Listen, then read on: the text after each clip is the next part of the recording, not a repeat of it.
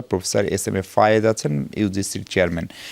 Sir, আমি বলছিলাম যে বেগম খালেদা জিয়াকে এই যে আপসহীনতার যে কথা বলা হয়, আবার তার সঙ্গে তিনি কোনো নির্বাচনে হারেন না, ফলে জনপ্রিয়তার ফলে আপসহীন আবার জনপ্রিয়, এই দুইটা কি আসলে সমান্তরাল নাকি বিপরীতমুখী বলে অনেকে মনে করেন? আপনার মূল্যায়ন কি? উনি কতটা আপসহীন আবার কতটা পপুলার এটা আমি পরে আসছি। আগে যেটা নারী শিক্ষার ব্যাপারে বললেন, আমি ওইখানে ওনাকে শুধু কনফাইন করব না, শিক্ষাক্ষেত্রে উনি যে কন্ট্রিবিউশন ওনার, যেমন ইউনিভার্সিটি গ্রান্টস কমিশনে যে merit scholarship, prime minister scholarship for meritorious students, এটা উনি প্রবর্তন করলেন।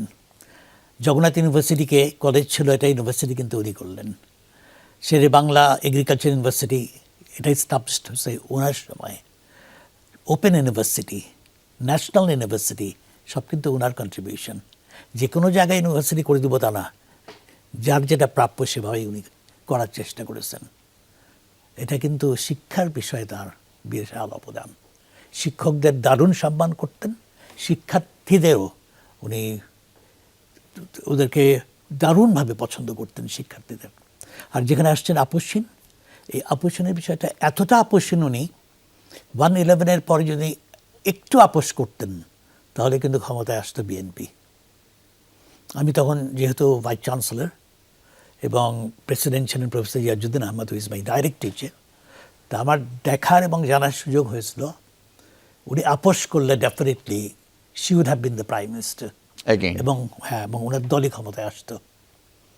আপোষ করেননি বলেই কিন্তু এতটা আপোষহীন উনি। আর ওনার যে পরিচিতি, ওনার প্রতি মানুষের যে ফিলিং, সেটা হচ্ছে এই আপোষহীন হওয়ার কারণেই সে অলসো বিকেম ভেরি পপুলার। এতটা পপুলার যে কোনো ইলেকশনে উনি হারেননি, কখনো হারেননি, সবগুলো আসলে। এটা তো ইউনিক ফিচার, একটা সচরাচর দেখা যায় না। স্যার, ওনার এই যে এই স্পিডটা তার অবর্তমানে তার দল ক্যারি করতে পারবেন তো? আশা করি। আরও দুটো বিষয় বলা উচিত, যে উনি কী ধরনের চিন্তাভাবনা ধারণ করতেন। পাবলিক সার্ভিস কমিশনে আমি চেয়ারম্যান যখন ছিলাম, তখন কিন্তু ওনার অফিস থেকে বা ওনার দল থেকে বা গভর্নমেন্ট থেকে কোনো ধরনের কোনো ইন্টারফারেন্স ছিল না। উনি চেয়েছিলেন অ্যাবসলিউটলি মেরিটের উপরে বিশেষ করে সব কিছু হোক, এবং হতে পেরেছিল। There was no list, no recommendation whatsoever. And I have seen it also when I was the Vice Chancellor of Dhaka University. কোনো দিন কোনো বিষয়ের একটা ক্ষেত্রে, সেটা আবার এক্সপ্লেন করার সময় নাই, এক্সপ্লেন করলে হয়তো বুঝতে পারবেন, কিন্তু যেহেতু এক্সপ্লেন করার সময় নেই, আমি বলবো একটা ক্ষেত্র ছাড়া বাকি কোনো ক্ষেত্রে there was no interference from the government side, not from our office.